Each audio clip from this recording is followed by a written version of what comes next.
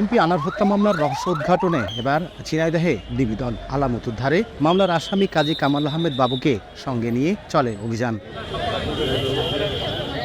বুধবার সকালে জেলা কারাগার থেকে কঠোর নিরাপত্তায় ঝিনাইদহ শহরের পায়রা চত্বরে আনা হয় জেলা আওয়ামী লীগের ত্রাণ ও সমাজ কল্যাণ সম্পাদক কাজী কামাল আহমেদ বাবু ওরফে গ্যাস বাবুকে। তার তথ্য অনুযায়ী চত্বরের উত্তর পাশের একটি পুকুরে জেলে ও ডুবুরে নামিয়ে আসামিদের মোবাইল উদ্ধারে ডিবি প্রধান হারুন রশিদের নেতৃত্বে অভিযান চালানো হয়। সেখান থেকে শহরের স্টেডিয়াম এলাকায় আরেকটা পুকুরে অভিযান চালায় তারা। তবে 12টা থেকে 2:30টা পর্যন্ত চলা অভিযানে মেলেনি হত্যাকাণ্ডের সঙ্গে জড়িত কোনো আলামত। এই ঘটনার সাথে ডিজিটাল এভিডেন্স, যার সাথে কথাবার্তা হয়েছে, মোবাইল, এই মোবাইল 3টায় স্বীকারোক্তিমূলক জবান দিয়ে বলেছেন যে উনি ঝিনাইদহে 2টা পুকুরের মধ্যে উনি ফেলে দিয়েছেন এবং আদালত আমাদেরকে নির্দেশনা প্রদান করেছেন কোথায় তিনি মোবাইলটি ফেলেছেন, 3টি মোবাইল ফেলেছেন তা যেন দেখানো হয়। তারই প্রেক্ষিতে সকলের সম্মিলিত প্রচেষ্টায় আমরা এই পুকুরে ডুবুরি নামিয়েছি।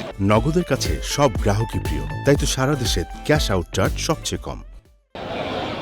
গত 12 মে সংসদ সদস্য আনার ভারতে যান। পরদিন 13 মে কলকাতার নিউটন এলাকার সঞ্জীবা গার্ডেনের একটি ফ্ল্যাটে হত্যা করা হয় তাকে। ঘটনাটি প্রকাশ্যে আসে 22 মে। লোটাস রহমান সোহাগ, সময় সংবাদ, ঝিনাইদহ।